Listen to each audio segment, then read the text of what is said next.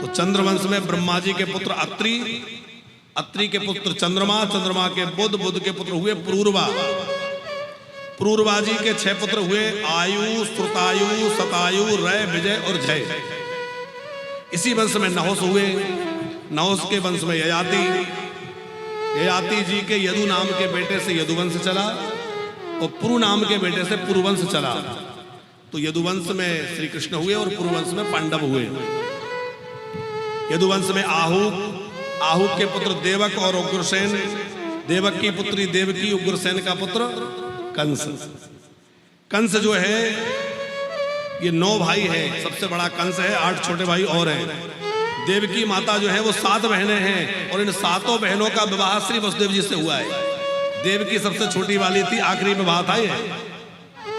श्री वसुदेव जी की और भी अनेक विवाह हुए हैं, पौरवी, रोहिणी, भद्रा, मदिरा आदि अनेक पत्नियां श्री वसुदेव जी की हैं। लेकिन जब देवकी जी का विवाह हो रहा था, कंस विदा करने जा रहा था तो आकाशवाणी हुई। कंस ने देवकी को मारना चाहा, वसुदेव जी ने हाथ पकड़ के रोक लिया। देवकी वसुदेव को कंस ने कारागृह में बंद कर दिया। पहले बेटे का जन्म हुआ जिसका नाम कीर्तिमान रखा गया, कंस को दिया। कंस पहले तो सोचता था छोटा बच्चा है, लेकिन नारद जी ने समझाया कि भाई कौन सा पहला कौन सा आठवां क्या समझो। 6 बच्चों को कंस ने मार डाला। 7वें के रूप में शेष नारायण भगवान पधारे, जिनको योग माया ने रोहिणी के गर्भ में स्थापित किया और वो रोहिणी नंदन के रूप में बलराम जी के नाम से प्रसिद्ध हुए। 8वां गर्भ देवकी ने धारण किया, परम ब्रह्म परमात्मा देवकी के गर्भ में पधारे। देवकी मैया की कांति बढ़ गई, कारागृह चमकने लगा। कंस भयभीत हो गया, अब तो 8वें का नंबर है, पता नहीं क्या होगा। धीरे धीरे समय बीता, देवता भगवान की स्तुति करने आते हैं और भाद्रपद मास कृष्ण पक्ष अष्टमी तिथि दिन बुधवार रोहिणी नक्षत्र, बरसात होते हुए भी नदियों का जल निर्मल हो गया।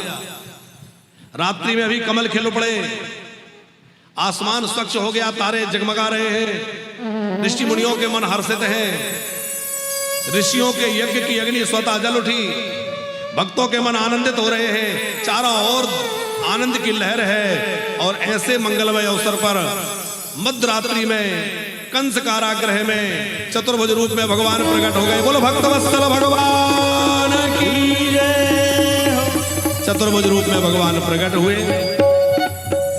देवकी वसुदेव ने बड़ी प्यारी स्तुति करी। भगवान बोले डरना मत, मुझे ले जाके गोकुल में छोड़ाना, आगे की व्यवस्था हम संभाल लेंगे। वसुदेव जी ने कहा ये हथकड़ियां, ये बंदी गृह, बोले जब मैं मिलता हूं तो सारे बंधन छूट जाते हैं, आप चिंता मत करो।